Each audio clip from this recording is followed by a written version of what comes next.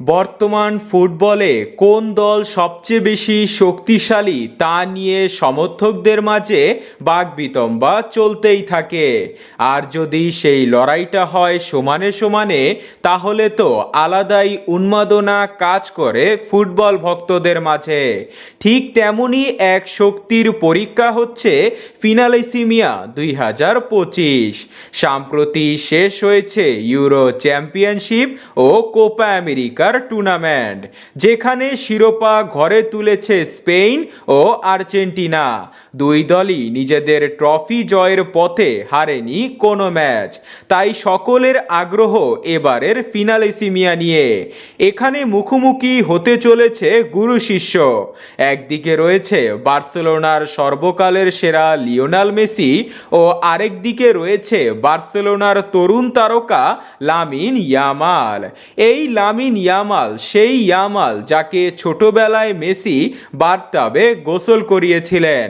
তাই মুখোমুখি দুই দল কেমন করে তা নিয়ে সকলের আগ্রহ প্রচুর।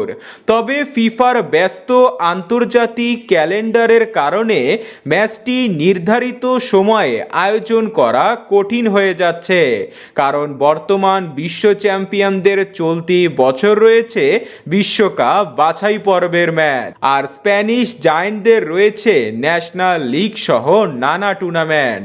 তবে আর্জেন্টিনার জনপ্রিয় সাংবাদিক গ্যাস্টন ইডুল ফিনালেসিমিয়া আয়োজন করা নিয়ে দিলেন এক চাঞ্চল্যকর তথ্য। নিজের টুইটার অ্যাকাউন্টে ফিনালেসিমিয়া নিয়ে তিনি লিখেন, চলতি বছরের অক্টোবরের শেষের দিকে আয়োজন করা হবে 2025 লা ফিনালেসিমিয়া, কারণ সেপ্টেম্বরে আর্জেন্টিনার শেষ হবে বিশ্বকাপ বাছাই পর্বের ম্যাচ, আর সে সময় স্প্যানিশ জায়ান্ট স্পেনদের ন্যাশনাল লিগও শেষ হবে এবং কিছু ম্যাচ বাকি থাকবে।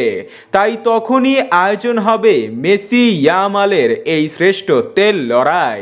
ফিনালেসিমিয়ার সম্ভাব্য ভেন্যু হিসাবে বার্সেলোনার হোম টাউনকে টার্গেট করা হয়েছে, কারণ ক্লাবের শীর্ষ দুই তারকার ম্যাচ নিয়ে দর্শকদের থাকবে বাড়তি আগ্রহ।